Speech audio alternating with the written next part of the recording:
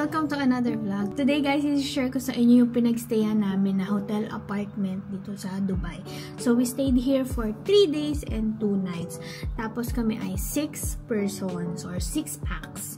Tapos meron kaming isang 1-year-old. So yun, madami akong pinuntahan na site. I checked Airbnb, Agoda, and Booking.com. Medyo lumapit na yung date ng pag-check-in namin. Kaya medyo nagmamahal and nawawala na yung mga hotel apartment na na-check ko na magaganda, ganyan. So nakita ko tong hotel apartment na may 2 bedroom. So yun, grinab ko na kasi 6 packs nga kami. Tapos kung mag-hotel kasi kami na 2 rooms, mas mapapamahal kami kasi may mga extra beds pa yun, gano'n. So ito na yung parang the best para sa amin na mapagstayan, yung 2 bedroom apartment. Ito naman kasi ayun na nga, buti na lang available yung date na kailangan namin. So ito guys ay 2 bedroom, may master's bedroom, tapos yung second room na may king bed, tapos yung second bedroom guys ay may 2 twin bed, tapos nagpa-extra pa kami ng bed.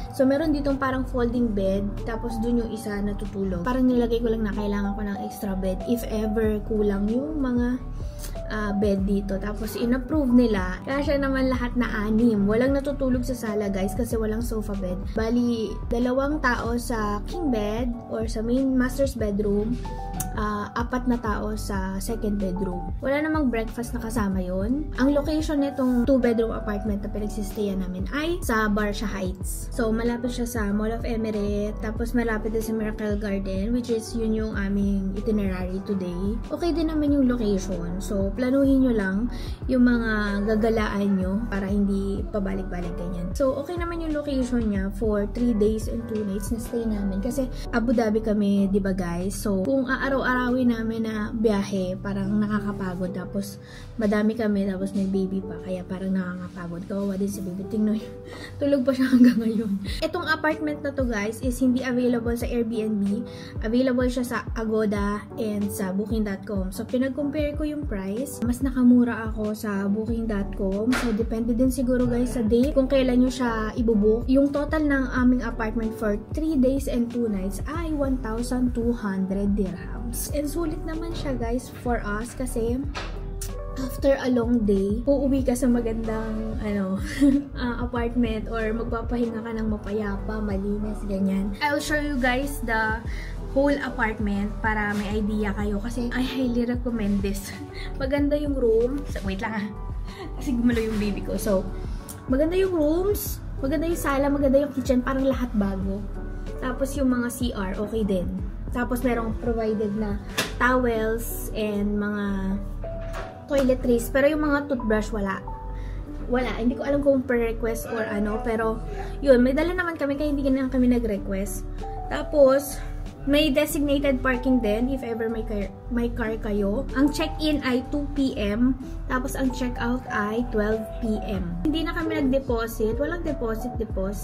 Para din siyang hotel kasi merong may mga nag-a-assist din. Tapos, may wifi, ganyan. So, yun.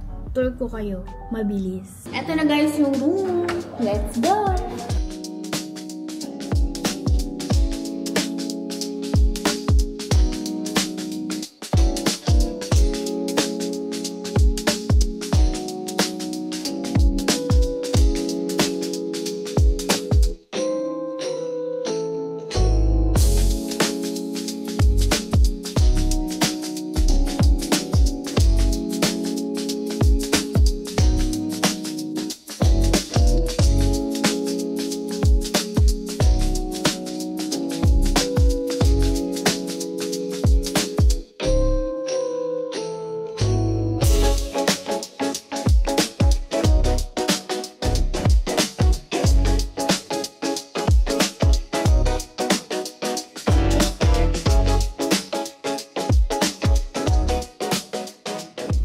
By the way, ito yung isang bed pala.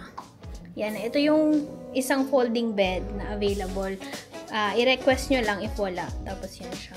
May mga built-in cabinets din. So, ito yung CR. Dalawa yung CR guys. Ito yung isa. Same lang silang itsura. Tapos may door dito. Master's bedroom. Yan yung mirror. And merong CR. Ayan na nga yung sinasabi ko kanina. Yan siya.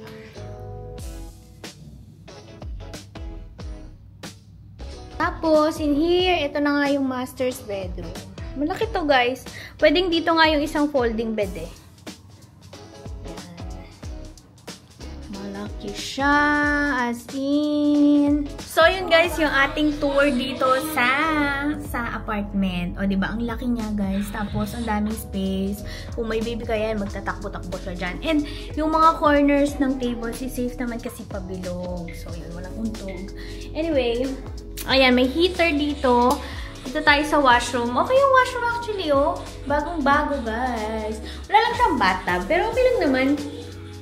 Tapos ito, provided yung tissue, meron dong sabon, and dito meron ding sabon, tapos may mga towels, ganyan. Okay siya, maganda, bagong-bago, walang ipis.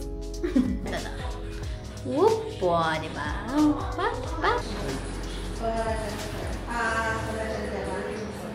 Ayan guys, yung available parking, libre naman yan. Huwag lang kayong magpa-park doon sa may mga numbers kasi ano yan, may mga nakatira din dito. So, yun guys, ang ating tour sa ating 2-bedroom hotel apartment dito sa Albarcia Heights. If you're planning to stay here with your family, go na! I will link it sa description box yung hotel na pinagstayan namin. Actually, pag sinearch mo kasi yun, wala siyang parang pangalan, parang 2-bedroom hotel apartment or 2-bedroom apartment. Minsan nagbabago ng pangalan eh. Pero yung link, syempre same pa rin. Kaya, yung link na lang ang ilalagay ko. Pero this one is Etaskin Holiday Homes ba yun?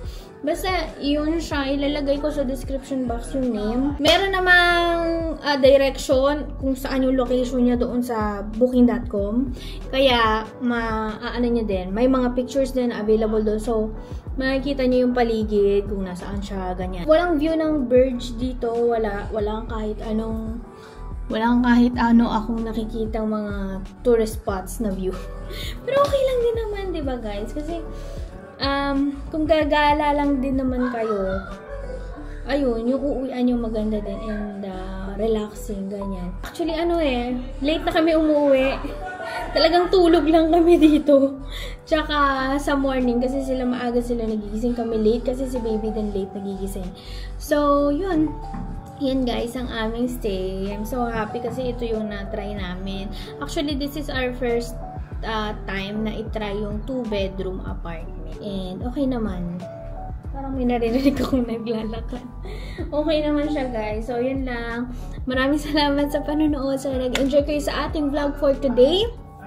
Please click the like, subscribe button. Subscribe na kayo guys if hindi pa kayo nakaka-subscribe. Maraming salamat sa panonood. Sana nag-enjoy kayo sa aming vlog. See you next time. Smile, share the good vibes. Bye! Panoorin niyo yung aming Dubai vlog or basta yung bakasyon nila. Bye!